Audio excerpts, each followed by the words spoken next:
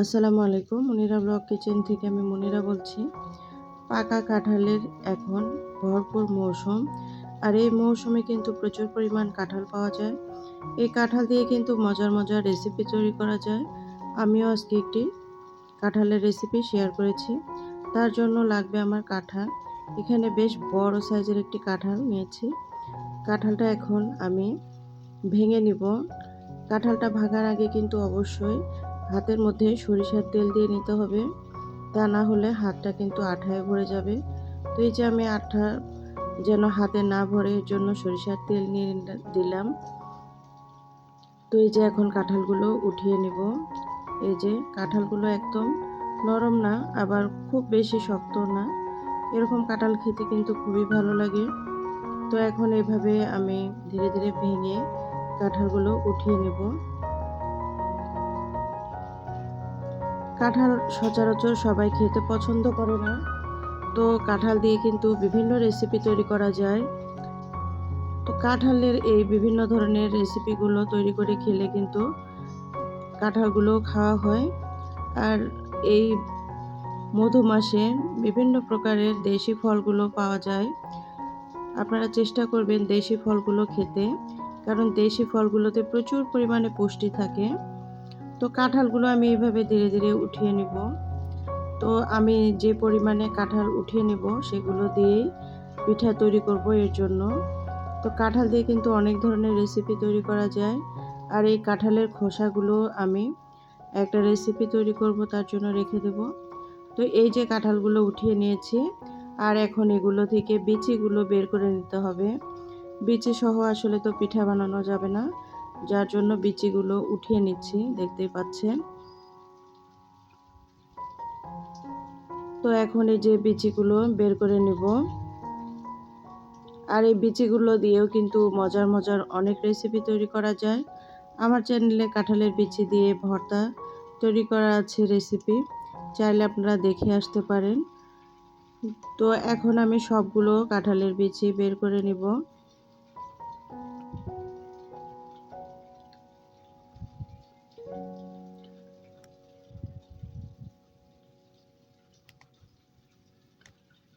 তো কাঁঠাল কিন্তু জাতীয় ফল, আর সেই জাতীয় ফলকে উঠাতেও তেল মাখাইতে হয়।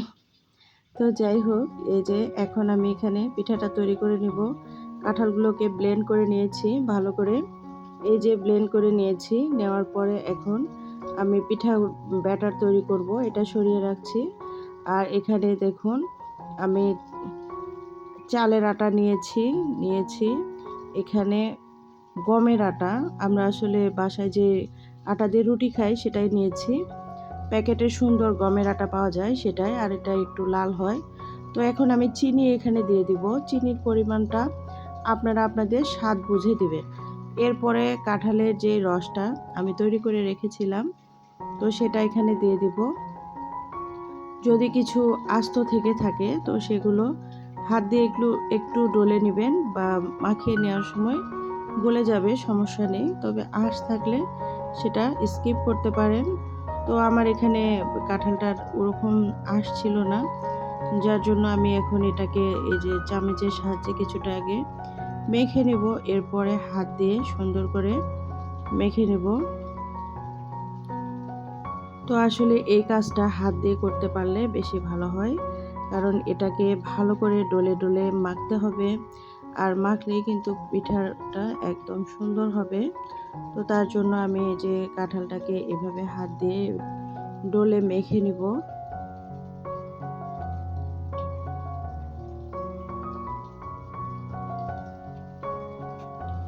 একটু সময় নিয়ে এই কাজটা করে নেবেন, এতে করে পিঠাগুলো সুন্দর হবে। এই তো এখানে কোনো দলা ভাব থাকলে সেটা মাখার অবস্থাতেই কিন্তু একদম গলে যাবে। আর এখানে একটু পানি দিয়ে নেব। তো কাঁঠালটা আমার একদম শক্ত ছিল অনেকটাই, যার জন্য একদম আমার এখানে পানি ব্যবহার করতেই হবে। আর ব্যাটারটাও কিন্তু একটু পাতলা করতে হবে, যার জন্য এখানে কুসুম গরম পানি আমি দিয়ে নিচ্ছি। তো একবারে পানি দিব না, পানিটা ধীরে ধীরে দিয়ে ব্যাটারটা তৈরি করে নেব। তো এই যে দেখুন এরকম ব্যাটার তৈরি করেছি, আর একটু পাতলা করে রেডি করে নিয়ে রেখে দেব। তো আর একটু পানি দিয়ে ব্যাটারটা গুলিয়ে রেখে দিয়েছিলাম, আর পিঠা তৈরি করতে চলে আসলাম। আমি আরও পিঠা তৈরি করে নিয়েছি, এখন আপনাদের সঙ্গে এটা শেয়ার করলাম। একটু দিয়ে নিলাম, দিয়ে পাতলা করে নিয়েছিলাম। তো আসলে এটা যত পাতলা করতে পারবেন ততই কিন্তু ভালো আসে। তো এই যে দেখুন, অসংখ্য ছিদ্রযুক্ত পিঠাটা কিন্তু তৈরি হয়ে গিয়েছে। এই যে দেখতে পাচ্ছেন কত ছিদ্রযুক্ত পিঠা তৈরি হয়ে গিয়েছে। এখন আবারও ব্যাটার দিয়ে পিঠাগুলো তৈরি করে নেব। এই যে আরও দিচ্ছি।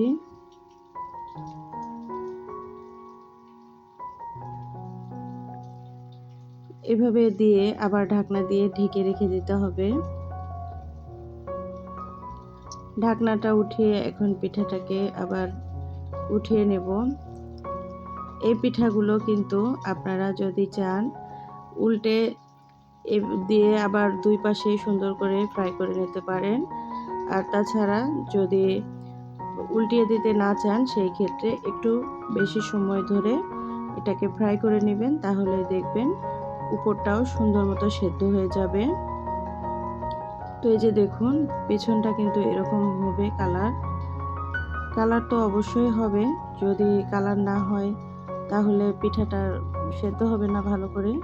তো এই যে এরকম হয়েছে, এটা এখন উঠিয়ে নেব। এখন আবারও ব্যাটার দিয়ে নিয়ে আপনাদের দেখাচ্ছি। দেখুন, এই যে আরও দিয়েছিলাম। এখন আর কিছুই না, এরকম করে একটা একটা করে ব্যাটার দিব আর পিঠাগুলো তৈরি করে করে উঠিয়ে নিব। অসংখ্য ছিদ্রযুক্ত এই জালিদার পিঠাগুলো আপনারা কিন্তু অবশ্যই তৈরি করে খাবেন বাসায়, দেখবেন খুবই ভালো লাগবে আপনাদের কাছে। ছোট থেকে বড় যে কেউ কিন্তু এই পিঠাগুলো অনায়াসে খেয়ে নিতে পারে। আর মিষ্টির পরিমাণটা এখানে অল্প দিলেই পিঠাগুলো খেতে বেশি ভালো লাগে। তবে আপনারা যারা বেশি মিষ্টি খেতে চান সেই ক্ষেত্রে মিষ্টির পরিমাণটা বাড়িয়ে দিতে পারেন। তবে অতিরিক্ত মিষ্টি হলে পিঠাগুলো বেশি খাওয়া যায় না। একটা খেলেই দেখা যায় যে একদম পেট ভরে যায় বা মুখটা অনেক মিষ্টি যুক্ত হয়ে যায়, পরবর্তীতে আর খাওয়া যায় না। আর মিষ্টির পরিমাণ কম দিলে দেখা যায় 3-4টা পিঠাও মানুষ খেয়ে নিতে পারবে। তো সেই ক্ষেত্রে কিন্তু অবশ্যই মিষ্টির পরিমাণটা কম দেওয়ার চেষ্টা করবেন।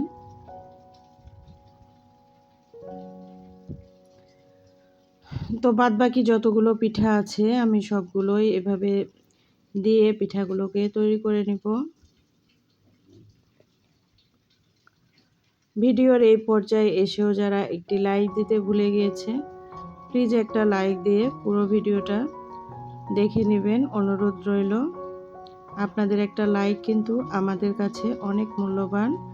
আমরা কিন্তু অনেক কষ্ট করে ভিডিওগুলো তৈরি করি, আর আপনারা যদি একটা লাইক দেন তাহলে আমাদের এই ভিডিওগুলো অনেক দূর বা অনেক লোকের কাছে পৌঁছাতে সাহায্য করে, যার জন্য একটা লাইক আপনাদের কাছে বরাবর চেয়ে নেই।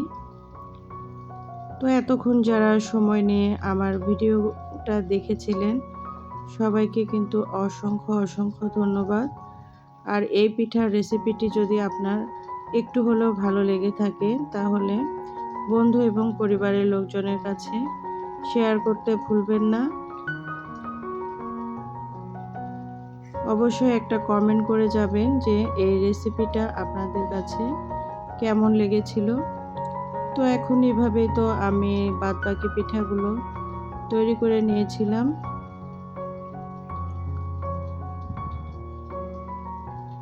মেহমান আসলে মেহমানকে বসিয়ে রেখে কিন্তু আপনারা চটজলদি এই পিঠাগুলো অনায়াসে 10 মিনিট সময়ের মধ্যে তৈরি করে নিতে পারবেন। তো এখন আপনাদের দেখাবো, দেখুন এই যে পিঠাগুলোর ফাইনাল লুক এরকম হয়েছে। তো পিঠাগুলো কিন্তু খুব সুন্দরভাবে ভেতরটাও একদম সেদ্ধ হয়ে গিয়েছিল আর খেতে খুবই টেস্টি ছিল। এই যে দেখুন এরকম হয়েছে, অনেক টেস্টি একটা কাঁঠালের পিঠা। যারা কখনো তৈরি করে খাননি এভাবে একবার হলেও তৈরি করে খেয়ে দেখতে পারেন, আশা করি আপনাদের খুবই ভালো লাগবে। তো চলে যাচ্ছি, ভালো থাকবেন সবাই।